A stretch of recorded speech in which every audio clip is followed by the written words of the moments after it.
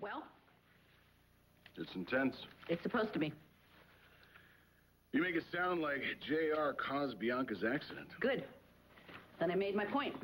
Inflammatory, speculative, and grounds for libel. Every fact in that article is true.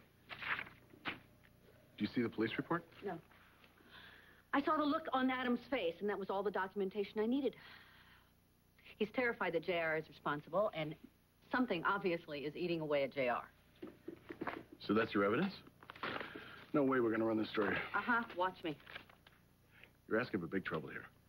Bring it on. What's wrong with you? Brooke, come on.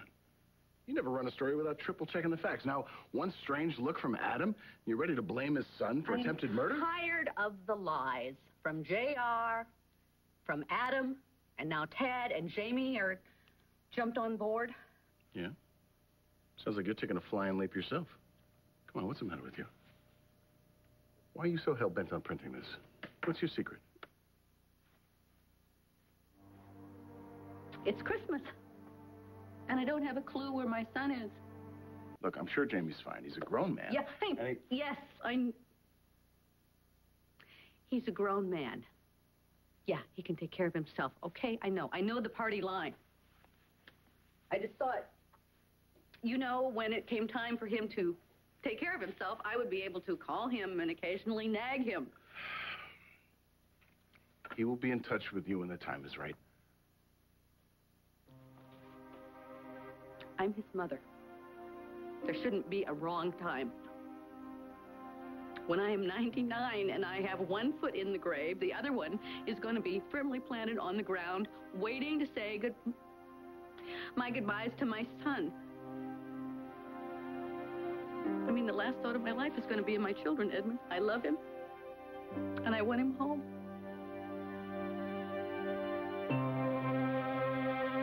Brooke is so angry that her son ran off with a slut babe that she's taking it out on J.R. In the press, Tempo, cover story. She's blaming J.R. for Bianca's accident. And I'm sure you did nothing to encourage it. You tell her to stop the story or I stop. Stan, I'll take care of Brooke. But I want a promise from you in return. Oh, well, this should be interesting. Not one word to J.R. He hears anything about this DNA test, he'll grab Beth, Miranda, and jump aboard the Chandler jet, and you damn well know it. Brooke's mudslinging article will do a lot more to get him running. If he does, I give you my word he won't get by.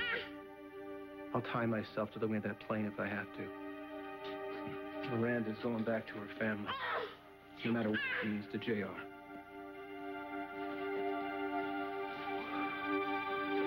You and I will tell your dad whatever we damn well please.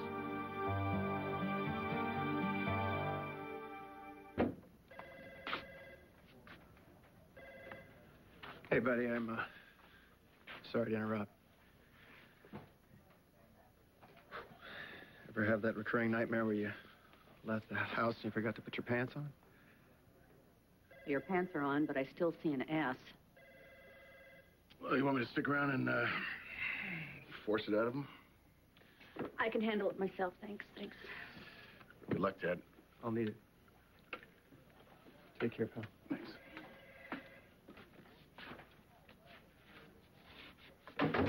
Before you start tearing into me, there's something I have to say to you. Unless it's, I found Jamie and he's coming home for Christmas, I don't want to hear it. Just repeat after me.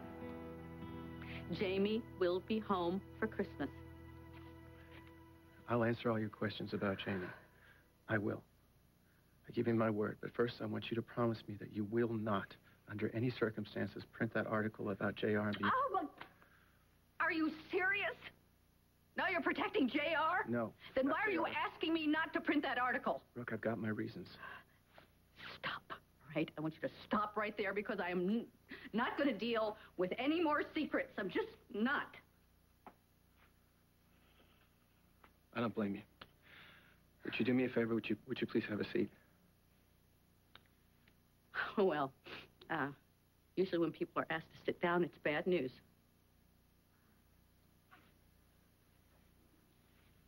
I want you to just tell me that Jamie is okay, and then he'll be home for Christmas.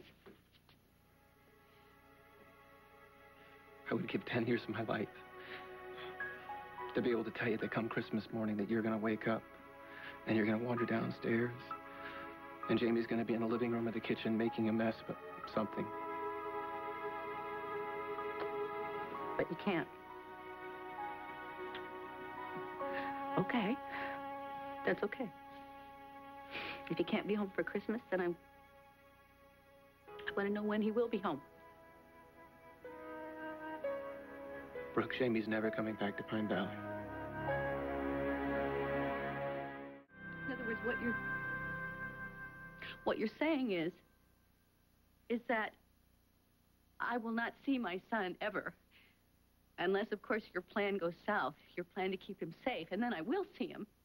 But it will be behind bars. Is that what you're saying to me? How could you let this happen? How could you? How could you let it happen? My God, you kept the truth from me and you told me to trust you, and I did. I trusted you. I trusted you with our son. I thought I could persuade Jamie to come back. But you didn't do it. You didn't. You didn't make it work, did you? The only way he's going to come home is in handcuffs and leg irons. I did everything. I said everything I could possibly come up with to convince Jamie he was making a mistake, to get him to stop. But after JR attacked him and Bianca ended up in the hospital, I realized that I was the one that had made a mistake. And that Jamie was right. It doesn't matter how much I love JR. He's more Adam's son than he is mine. And any shred of Dixie that was ever in him is either gone or it's so far buried, I can't get to it anymore.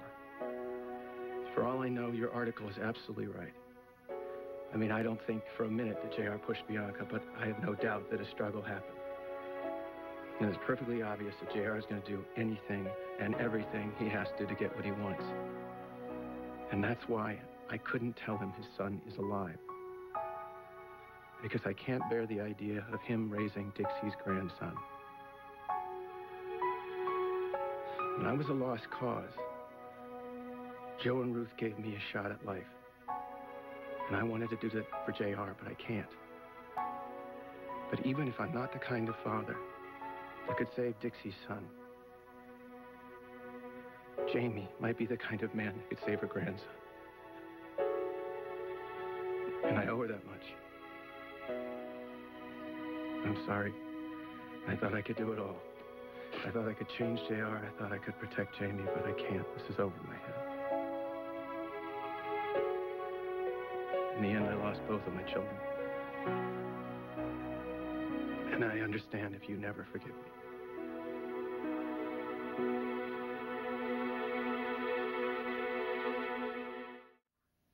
Is he happy? At least tell me that he's happy. Very happy.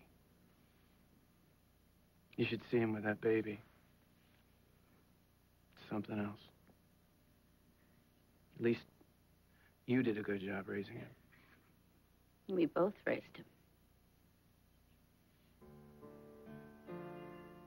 You should be very proud of our son. But we've lost our boy.